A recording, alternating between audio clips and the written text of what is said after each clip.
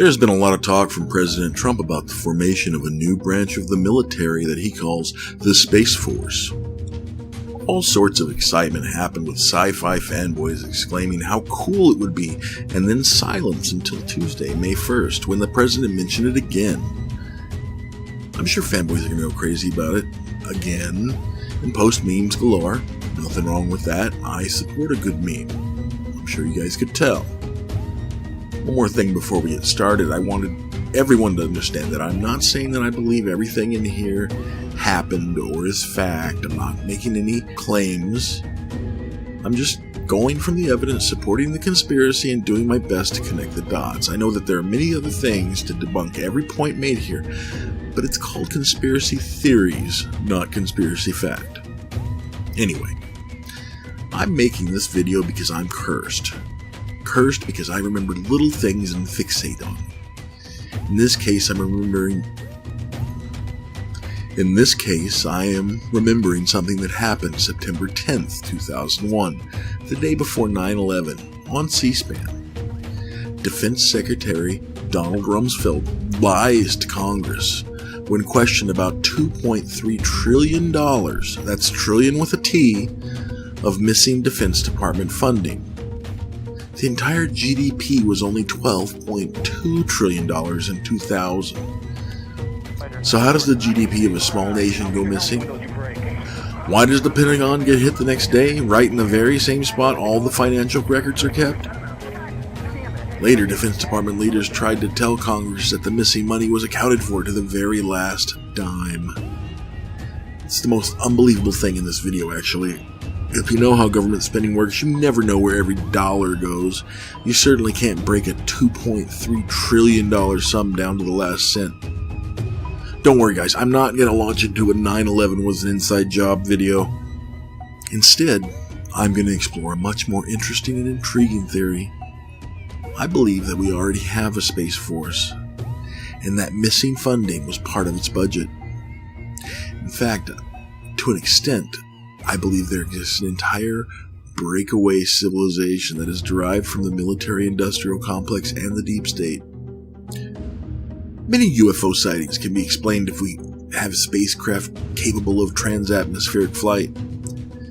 It would explain a great number of things, really, but we have to start somewhere, and I guess since we're talking UFOs, we should start at the beginning. People have been seeing unexplained objects in the skies as far back as humans have had recorded history. I suppose that is what the Ancient Aliens show thrives off of. We're going to skip all that stuff in the distant past to the relevant things.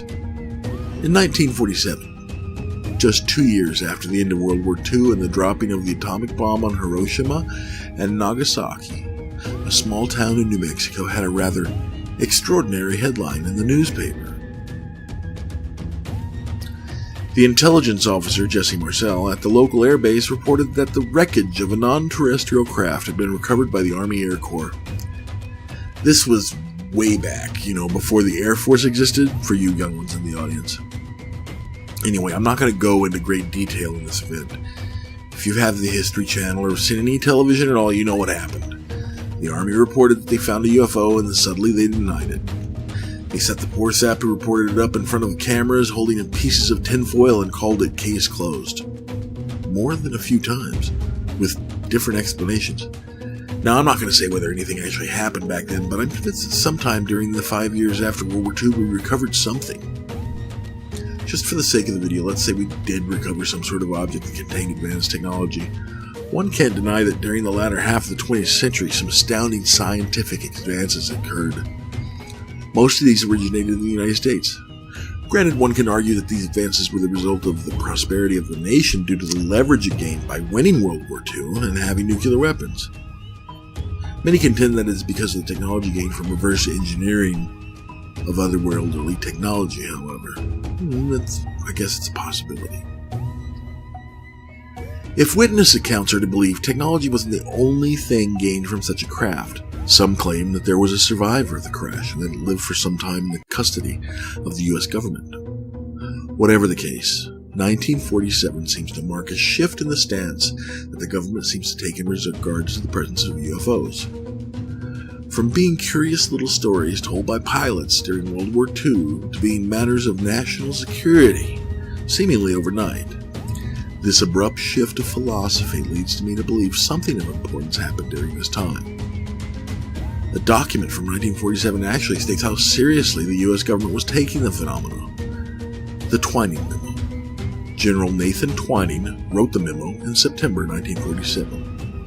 He would go on to get his 4th star and become the chairman of the Joint Chiefs of Staff. Simply put, he was not a lightweight in the military community. Twining wrote that the objects were real and not visionary or fictitious. They may possibly be natural phenomena, he wrote, such as meteors. But the reported operating characteristics, such as extreme rates of climb, maneuverability, particularly in roll, and action, which must be considered evasive when sighted, lend belief to the possibility that some objects are controlled either manually, automatically, or remotely. I find it fascinating that a man in 1947 could even imagine a remotely controlled vehicle. That statement alone actually provides a bit of perspective on the sophistication of Twining's thoughts. He was no simpleton. Twining went on to describe the physical characteristics of the UFO sightings. They were generally silent, had a metallic or light reflecting surface, no trail, were circular or elliptical in shape, and often flat on the bottom. Many descriptions indicated that there was a dome on top. Several reports indicated they flew in formation. He gathered the reports of pilots in the Army, Air Corps, and the Air Force. In the memo, he instructed his subordinate to continue to study the craft when they were sighted. Now, the skeptics will key on this and say that the memo never mentions the crash retrieval. This is easily explained, as the subordinate in question might not have had the need to know of such an event. General Twining would have been obligated to keep that information to himself in that case. What this document tells us is that the UFOs were believed to be real and also considered to be a threat by the U.S. government of 1947. It also tells us that at the time we had no craft capable of the flight characteristics displayed by the objects sighted by our trained professional pilots. I find this very compelling evidence that the behavior of the government beginning in the 1970s of downplaying sightings is more of a smokescreen for their operational activities. Pay no attention to the man behind the curtain sort of thing. Also, the establishment of Area 51 in 1955 is another quite interesting coincidence. And I'm not a very big believer in coincidences. Consider the circumstances. 1947, an alleged UFO crash takes place. Later that year, one of the top generals issues a memo stating that UFOs are a thing, a very serious thing. Less than 10 years later, an ultra-top secret testing ground is established, so secret that it doesn't exist to those without the need to know about it, up to and including the President of the United States.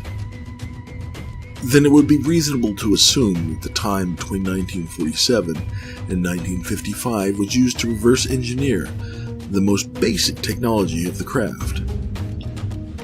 It would be in the form of metallurgy and basic components, since the technology involved would be thousands of years advanced to our own, and therefore beyond even our capability to understand its more advanced functions. And let's not forget the survivor that witnesses have said was found at the Roswell crash site. It was rumored that he had died in captivity. There isn't enough documentation to support this, but there was an event that occurred in 1952 that would suggest the controllers of the UFOs were not pleased with us. A fleet of UFOs buzzed the nation's capital, apparently in a display of power that suggested that there was not a damn thing that we could do to stop them. Why would they do that? Perhaps it was to demonstrate their power because they knew we had one of their own in their captivity. On record was in 1954 when President Eisenhower had an unscheduled visit to the dentist.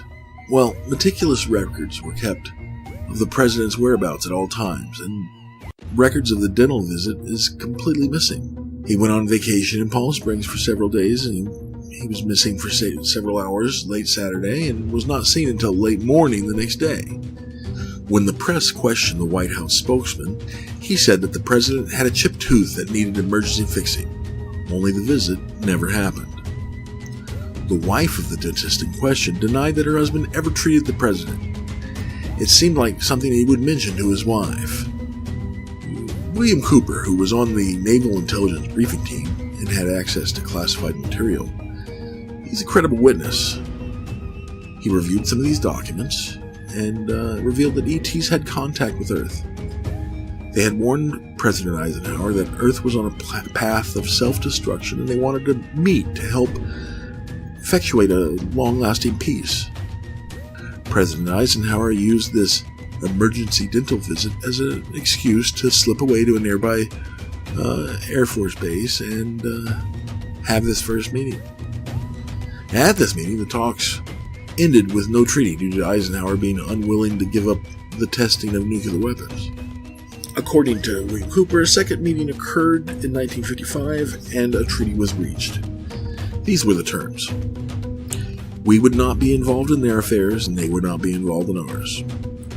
They would assist us with developing our technology. They would not make a treaty with any other nation on Earth.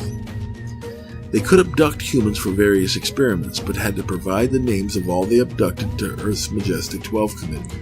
Majestic 12 is supposedly the council of high officials that originally dealt with the Roswell crash and subsequent dealing with UFO affairs. Think of them as the deep state for conspiracy theories involving UFOs. I could do an entire video just on them, so we'll just skip them for now. Now, I bring this up because it explains a shift in the way the government treated UFO sightings from 1955 on. In the late 40s and early 50s, they were taken very seriously. After 1955, there seems to be an established doctrine of explaining UFOs away via science, culminating in the top consultant of Project Blue Book, J. Allen Hynek, explaining away a UFO sighting with a ridiculous explanation of swamp gas. It angered the witnesses and the media covering the event to the point that the scientist and Project Blue Book lost a great deal of its credibility.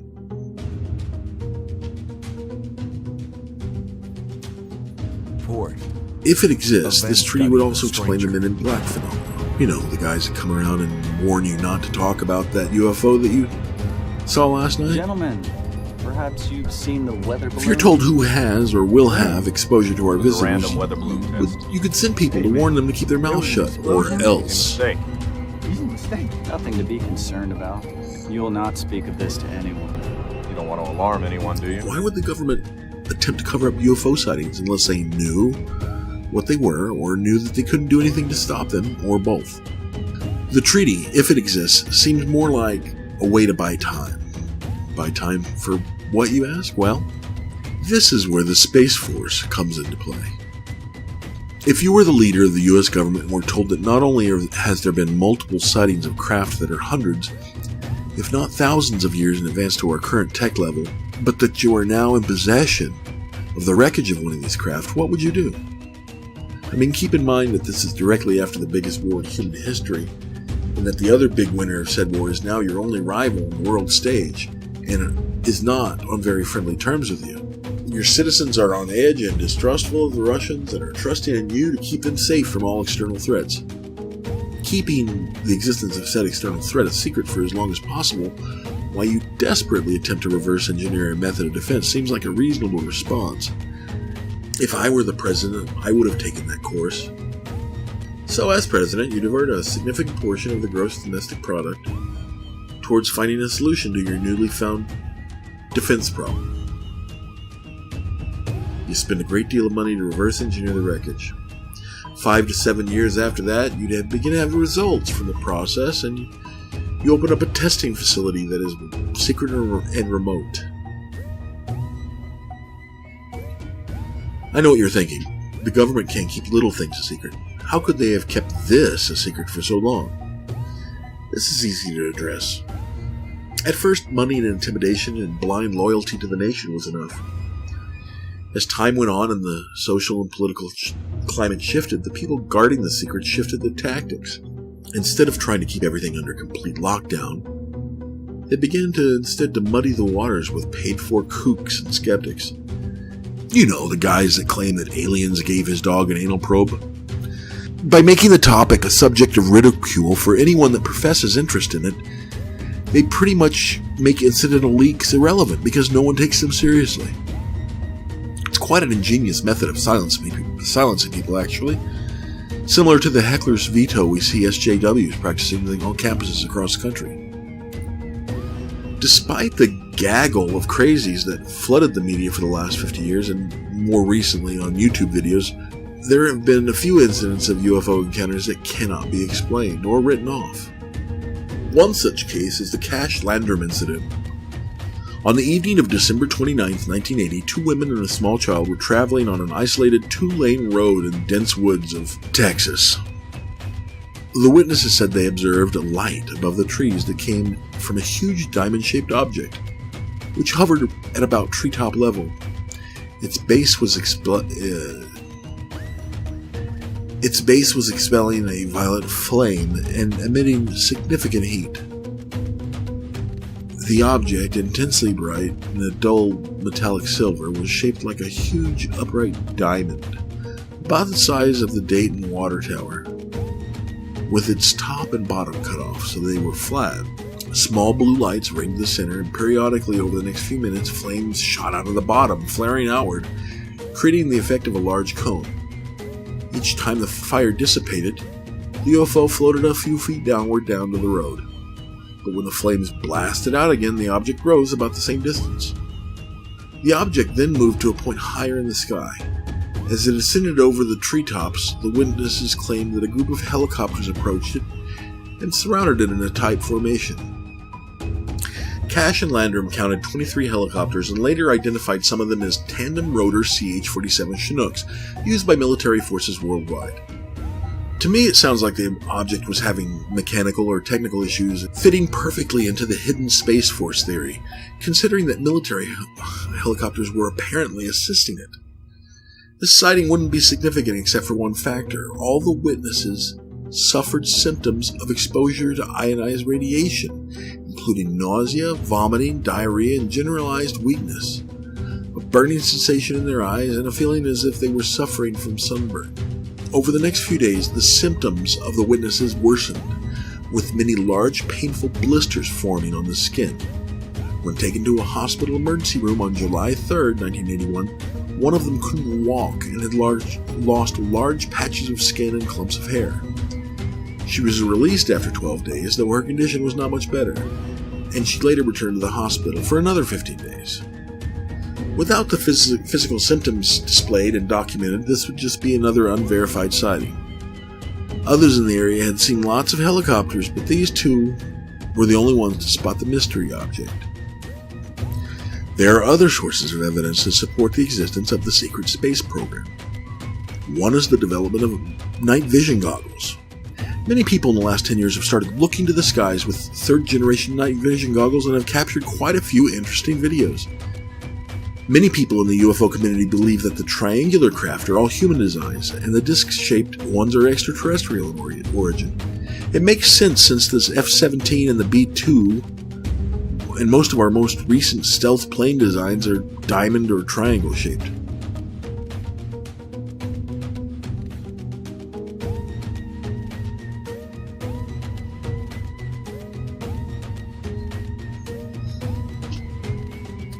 I find it hilarious that when something interesting happens on one of their feeds, the satellite imagery suddenly develops static, or they switch to another camera.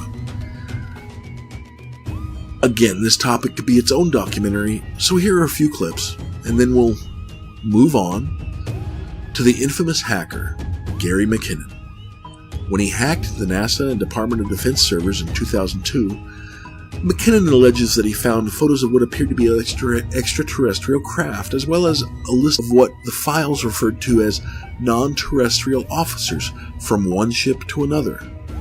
The only issue is that none of these ships, or the officers named, were on file as U.S. warships or service personnel in the armed forces. Now, of course, skeptical folks will say that these things can be disputed or dismissed as circumstantial or questionable testimony. However, there is testimony of another sort. Dr. Edgar Mitchell, Apollo 14 pilot and astronaut, aerospace engineer, and man of science. He was awarded the Presidential Medal of Freedom and helped bring back the crew of the Apollo 13 mission. Mitchell publicly expressed his opinions that he was 90% sure that many of the thousands of unidentified flying objects recorded since the 1940s belonged to visitors from other planets. Another astronaut that testified to a UFO encounter was Gordon Cooper. In 1957, when Cooper was 30 and a captain, he was assigned to the fighter section of the Experimental Flight Test Engineering Division at Edwards Air Force Base in California. He acted as a test pilot and as project manager.